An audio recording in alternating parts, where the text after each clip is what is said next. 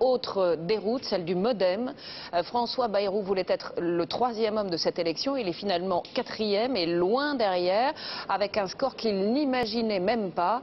Le parti centriste n'enverra que 6 députés au Parlement européen. Et dès hier soir, la stratégie anti-sarkozyste de François Bayrou a été dénoncée comme la principale cause de cet échec. Hélène Hugues, Daniel Lévy. Pendant plusieurs heures hier soir, François Bayrou a réfléchi à ce qu'il allait dire. 22 heures, enfin il apparaît, sa déclaration est lapidaire, il reconnaît son échec et sa responsabilité.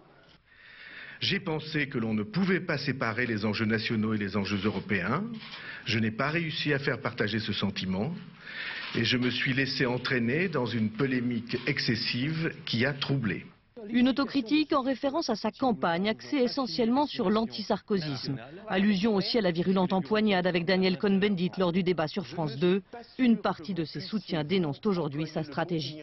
J'aurais eu toute seule à prendre un certain nombre de décisions, j'aurais probablement pas pris les mêmes. Le MoDem voulait disputer la 3e place de ce scrutin à Europe Écologie. Le voilà relégué 8 points derrière. Ses amis d'hier, ralliés aujourd'hui à l'UMP, ne s'étonnent pas de cette déroute. Bayrou est en voie de chevènementisation, c'est-à-dire qu'il devient isolé, seul, et qu'il est absolument illisible politiquement. Je crois qu'il paye une stratégie du mensonge. À un moment précis, la carapace finit par se briser. Le masque finit par tomber. Hier soir, au siège du MoDem, la poignée de militants présents accusait le coup.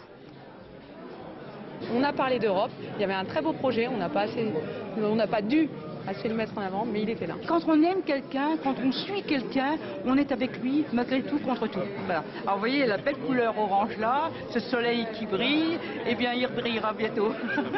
François Bayrou comptait sur ce scrutin comme un tremplin dans sa course à la présidentielle de 2012. Il est finalement une nouvelle étape dans sa traversée du désert.